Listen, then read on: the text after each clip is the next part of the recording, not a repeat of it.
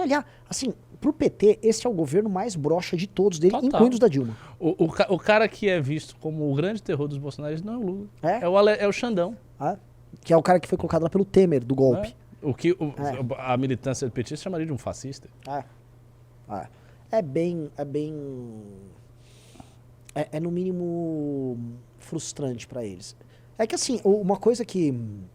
Eu fiz o meu texto da Valete, eu trato disso. Então tô com a cabeça bem quente sobre isso. O petista hoje, ele exerce poder em redes sociais com o Xandão, não com o governo Lula. Como assim exerce poder em redes sociais? Ele sente que ele triunfa sobre os seus inimigos mediante o meme do Alexandre de Moraes. Entendi o que você quer dizer. É a figura ameaçadora e tal. Não, é com ele que... Não, e assim, ele gera danos no inimigo. Eles ficam comemorando, eles fazem tic-tac com o Alexandre de Moraes.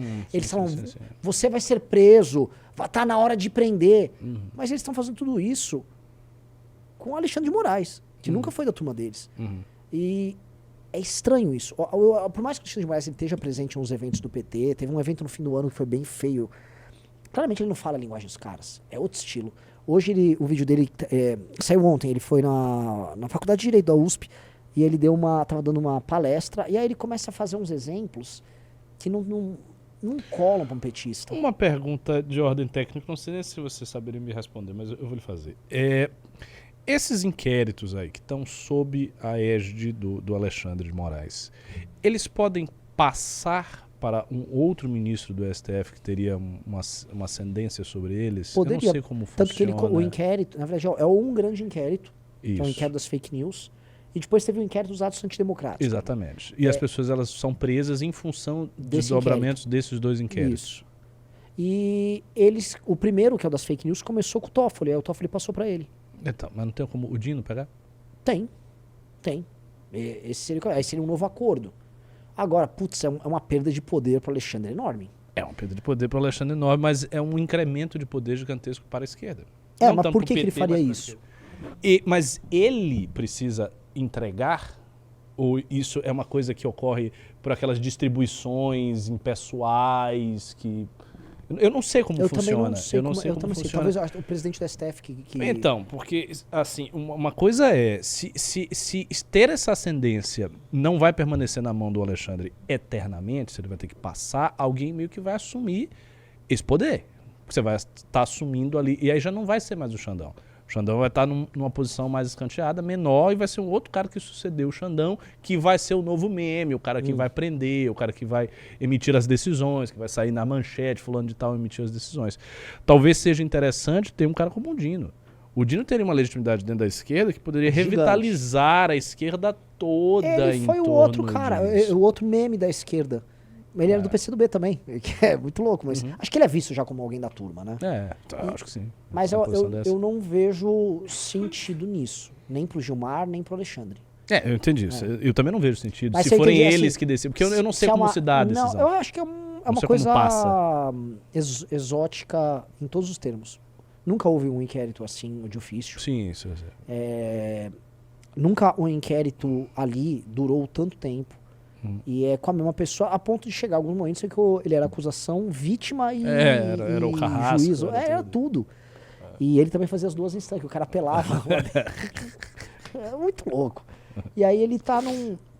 Só que ele falou, e esse é um ponto legal, ele falou que em julho ele pretende encerrar os inquéritos. Aí encerraria. Só que em julho é previsto pelo Gonê na PGR, em junho o Gonê pretende mandar a denúncia para prender o Bolsonaro. Então, estão falando do Bolsonaro ser preso agora, ele seria preso agora só mediante uma preventiva, do tipo, o Bolsonaro está escondendo prova, ele está sumindo com certas coisas, o que é fraco. É igual... A corroboração dos demais ministros do STF desses inquéritos é unânime, é total. Sim. Total. Só uma vez o André Mendonça questionou o Xandão esculachou ele em público. Mas eu entendi. Entendi. Porque teria, se não fosse, ainda teria uma coisa, né? Que seria a possibilidade de você desconstituir tudo isso desde a base. Porque tem vícios formais. O negócio todo isso, mas aí você não vai ter. Por mais que você indique gente, não vai ter gente suficiente para você indicar. Você teve os julgamentos ali. Não tem como fazer os acusados do dia 8 de janeiro. E nem sei se teve voto divergente. Não tô nem lembrando se teve voto divergente. Eu já vi a Carmen Lúcia defendendo. Eles vão defender. A Lava Jato era diferente. Eles tinham uma divisão ali interna. Então dava pra... Aqui você ganha, aqui você perde. A própria soltura do Lula foi um pouco assim. Sim. Não, foi uma mudança de... A soltura e a prisão. Todas as coisas em torno do Lula. O Bolsonaro foi muito burro, porque ele unificou todo mundo.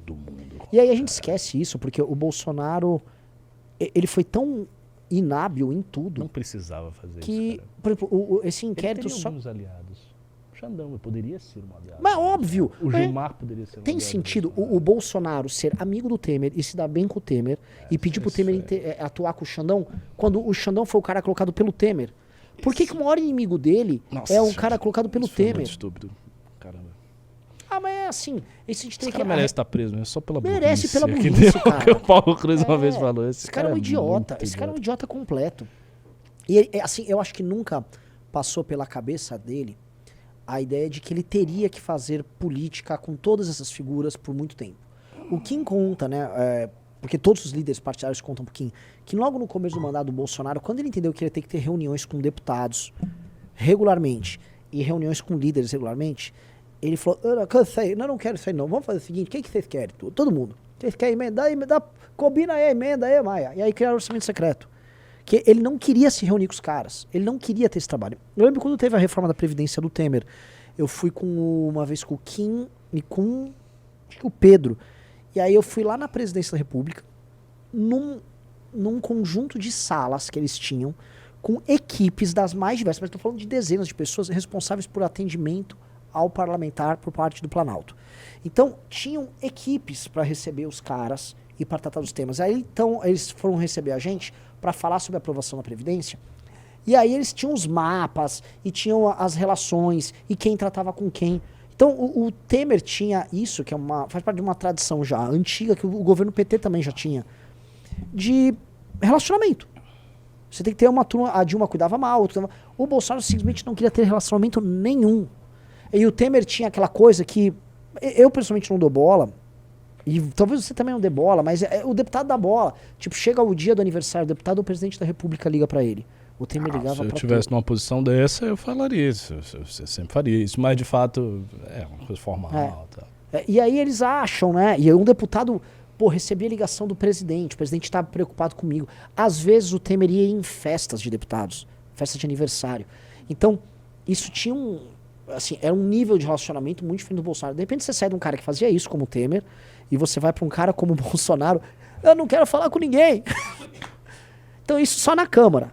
Aí ele, como resolve isso? E aí o Maia e os líderes, tipo, um puta de um otário. Dá o orçamento aqui, a gente toca o orçamento e a gente usa essa rúbrica nova, RP9, que ela não tem a física, ela tá num limbo jurídico. E a gente vai torrando aí o dinheiro. Ele tá bom, então não enche meu saco, pô.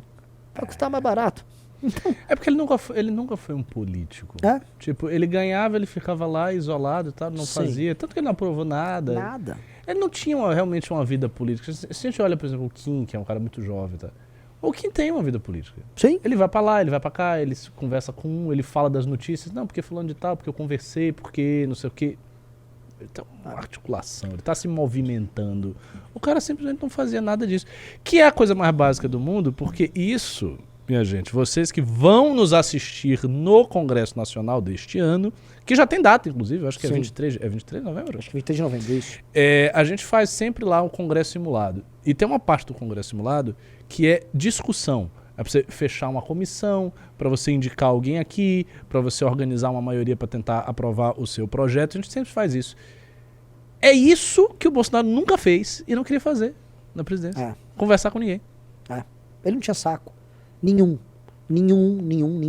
E a mesma coisa ele teria que fazer com o STF, que estava de braços abertos para ele, mediante fazer as coisas que ele fez, que é essa parte mais louca. Sabe o que é o pior?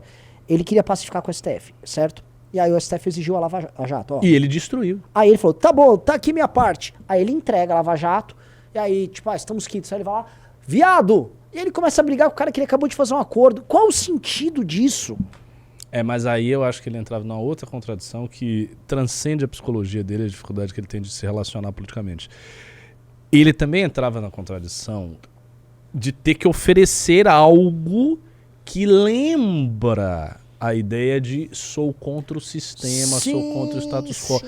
Ele sempre teve que fazer isso, porque as pessoas são... Uai, eu não vi o que você comentou da fala do Monark, que é uma fala muito tola que ele fez recentemente, mas tem uma coisa real na fala dele. Quando ele diz, as pessoas veem o Bolsonaro contra... Elas realmente veem, isso é um erro, isso é um estelionato, mas elas viram.